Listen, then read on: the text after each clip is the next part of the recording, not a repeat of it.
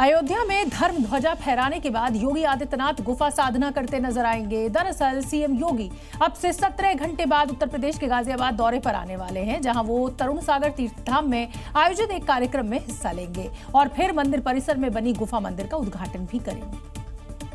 इस गुफा मंदिर का निर्माण हुआ है दिल्ली मेरठ रोड पर श्री 1008 पार्श्वनाथ दिगंबर जैन जिनालय में और कल मुख्यमंत्री योगी के हाथों इसे श्रद्धालुओं को खुद सीएम योगी समर्पित करेंगे।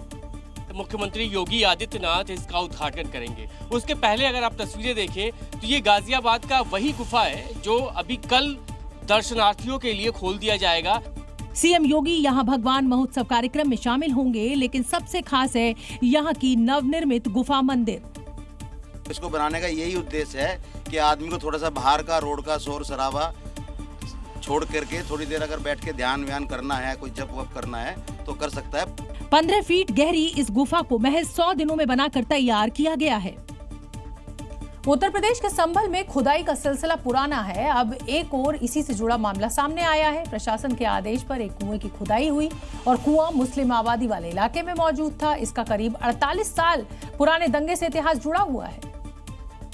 दरअसल संभल प्रशासन ने हिंसा के 1 साल पूरा होने पर कुएं को पुनर्जीवित करने का आदेश दे दिया था, जिसके तहत एकता चौकी के पास मौजूद इस कुएं की खुदाई की जा रही है। लेकिन इस कुएं का दंगों से भी जुड़ा इतिहास है, जिससे इस कुएं की खुदाई की चर्चा पूरे शहर में तेज हो गई है। असल में ये कुआं 1978 दंगों से जुड़ा है। ऐसा दावा है कि दंगों के दौरान एक व्यक्ति की हत्या कर उसे इस कुएं में फेंक दिया गया था। हमारे ताऊ थे 78 में या 80 में, ये हमें सर पता नहीं, जो क्योंकि हम पढ़ते थे तब। हमारे ताऊ को यहाँ मार के और इस कुएं में डाल दिया। क्या नाम था? रामचरण दास रस्तोगी। वहीं इस पर नगर पालिका के अधिकारी भी ये मान रहे हैं कि ये कुआं 1978 के दंगों के दौरान सुर्खियों में रहा है। कुआं है जो दबा हुआ है, यहाँ मतलब एक पेड़ स्थित है, ये आज कल में कर जाएगा इसे, तो फिर पूरे जो कुएं खुदाई कराई जाएगी इसे। कुएं की खुदाई पूरे शहर में चर्चा का विषय है। लोग ये भी जानने के लिए उत्सुक हैं कि क्या वाकई 1978 के दंगों के दौरान इस कुएं में और भी लोगों की हत्या कर डाल दिया गया था।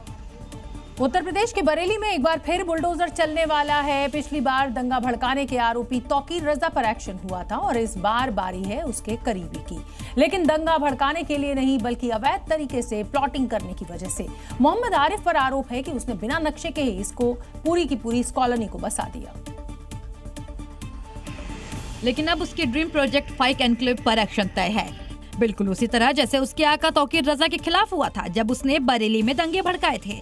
तौकीर रजा के करीबी कॉलोनाइजर मोहम्मद आरिफ का आरोप है कि उसने बिना नक्शा पास कराए प्लॉटिंग कर मकानों का निर्माण करा दिया। बीडीए यानी बरेली विकास प्राधिकरण की जांच में ये अनियमितता सामने आई, जिसके बाद इस कॉलोनी में मकान बनाने वालों को नोटिस भेजा गया है। अभी 2 दिन पहले भी आरिफ के शोरूम को ध्वस्त किया गया था। अभी तक की जांच में 27 मकान चिन्हित किए गए हैं। यदि जांच के दौरान सही दस्तावेज नहीं पेश किए जा सके तो फिर यहाँ भी बुलडोजर एक्शन तय है। अवैध निर्माण कहीं भी हो, कैसा भी हो, किसी का भी हो, अगर नियम और कानून के मुताबिक नहीं है तो फिर कार्रवाई होगी और ऐसी ही कार्रवाई की गई उत्तराखंड के रुड़की में, जहां अवैध तरीके से बनी मजार को जमींदोज कर दिया गया। भारी पुलिस बल की मौजूदगी में हर उस ईंट को तोड़ दिया गया और हर उस दीवार को गिरा दिया गया जो नियम और कानून दोनों तोड़ रही थी। ये अवैध मजार सीलिंग की जमीन पर बनाई गई थी, जिसे प्रशासन ने गिरा दिया। सिर्फ मजार ही नहीं बल्कि उसके आसपास किए गए हर तरह के अतिक्रमण को हटा दिया गया। सभी एसडीएम्स को डायरेक्शन दिए गए हैं कि ऑनरेबल सुप्रीम कोर्ट और ऑनरेबल हाई कोर्ट के जो डायरेक्शंस हैं, जो एसओपी लेड आउट है, उसको फॉलो करते हुए अवैध अतिक्रमण हटाने की कार्रवाई सुनिश्चित करें। प्रशासन के मुताबिक ये जमीन स्वास्थ्य विभाग को आवंटित की गई थी, जिस पर ये अवैध मजार बनाई गई। कई बार नोटिस भी दिया, लेकिन जवाब संतोषजनक नहीं था, जिसके बाद खाकी के मौजूदगी में इस अवैध निर्माण को ध्वस्त कर दिया गया। इस कार्रवाई में करीब 6000 वर्ग मीटर जमीन से अतिक्रमण हटाया गया। और अब बात गुजरात के गांधीनगर की करेंगे, जहां एक अवैध दरगाह पर प्रशासन का बुलडोजर चला है। ये दरगाह नए हाईवे के निर्माण में बाधा बन रही थी और इसके बाद प्रशासन ने इस 2 बुलडोजर के सहारे इसे मिट्टी में मिला दिया। इस दौरान भारी संख्या में यहां पुलिस फोर्स भी तैनात रही। अवैध दरगाह पर एक्शन की ये 2 तस्वीरें देख लीजिए। पहली तस्वीर में 4 बुलडोजर के सहारे दरगाह को गिराया जा रहा है। वहीं दूसरी तस्वीर दिन की है, जब प्रशासन ने दरगाह को ध्वस्त कर जमीन समतल कर दी।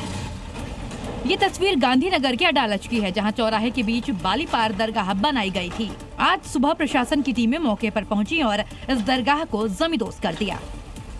तस्वीरों में आप प्रशासन के 4 बुलडोजर का एक साथ एक्शन देख सकते हैं, कैसे एक एक करके दरगाह को ध्वस्त किया जा रहा है। और जब सुबह हुई तो ऐसा लगा कि यहाँ पर कुछ था ही नहीं, पूरी जमीन समतल नजर आई। आपको बता दें कि यह दरगाह सड़क चौड़ीकरण में बाधा बन रही थी, जिसके बाद प्रशासन ने इस दरगाह पर बुलडोजर चला दिया।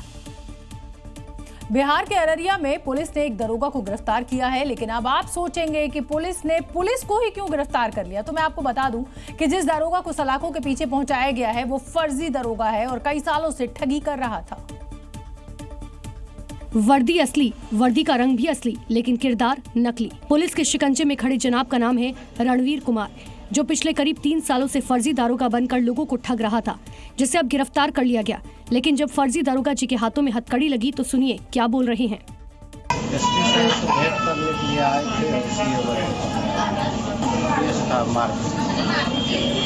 सुना आपने, पकड़े जाने के बाद भी फर्जी दारोगा सच नहीं बोल रहा। आपको जानकर हैरानी होगी कि 5 साल पहले रणवीर कुमार ने दारोगा की परीक्षा दी थी। वो उसमें फेल हो गया था और अपने घर वालों को पास होने की खबर दी थी। 5 साल बाद रणवीर और उसके माता पिता को पता चला कि उनका बेटा दारोगा नहीं बल्कि फर्जी दारोगा है। रणवीर की पोल तब खुली जब वो अररिया के जिले में बौसी थाना इलाके की एक महिला की पैरवी करने पहुंचा था।